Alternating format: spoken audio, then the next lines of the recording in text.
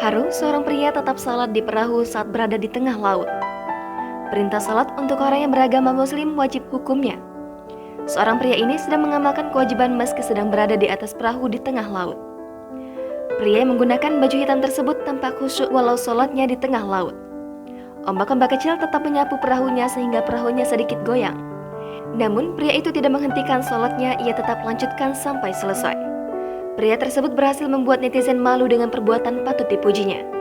Video tersebut mendapat ratusan like dan ditonton ribuan kali. Salah satu netizen mengomentari bahwa dirinya malu saat melihat ini karena ia belum melaksanakan sholat 5 waktu.